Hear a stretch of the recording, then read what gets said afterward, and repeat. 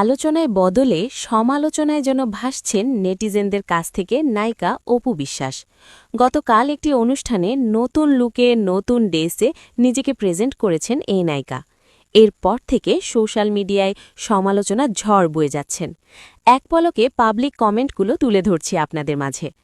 শিরিন জামান উনি লিখেছেন, অ্যাডলফ খানের কপি। পরিচালক, প্রযোজক ও অভিনেতা শিমুল খান লিখেছেন, উফ কি খ্যাত, ছি। ফারজানা তানিয়া উনি লিখেছেন, অ্যাডলফ খান সাথে ডিভোর্সি খান। সোনিয়া আক্তার লিখেছেন, বেডা আক্তার বেডি অ্যাডলফ খান। তাসফিয়া সুলতানা মুক্তি লিখেছেন, অ্যাডলফ খান। ইশরাত জাহান উনি লিখেছেন, ফাটা স্টাইল, আমিও ভেবেছি অ্যাডলফ খান। এমডি মাহির যা বলছেন, আমার মতো কে কে ওনাকে দেখে অ্যাডলফ খান ভেবেছেন, সবাই এসে প্রেজেন্ট দিয়ে যাও। রবিউল ইসলাম উনি লিখেছেন, পোশাক এবং হাঁটার স্টাইল দেখে আমি মনে করেছি অ্যাডলফ খান। এমডি তরিকুল ইসলাম বলছেন, উনি পাঠা না পাঠি।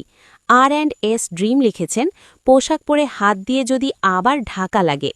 সবার একটাই কথা, এই ড্রেসে অপু বিশ্বাসকে অ্যাডলফ খানের মতো দেখতে লাগছে।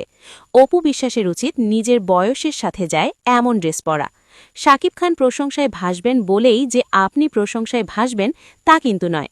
শাকিব খান সুদর্শন পুরুষ, বয়স হলেও বোঝা যায় না। বাট আপনি কিন্তু সুদর্শন নারী নন, এক কথায় মুচড়ে গিয়েছেন।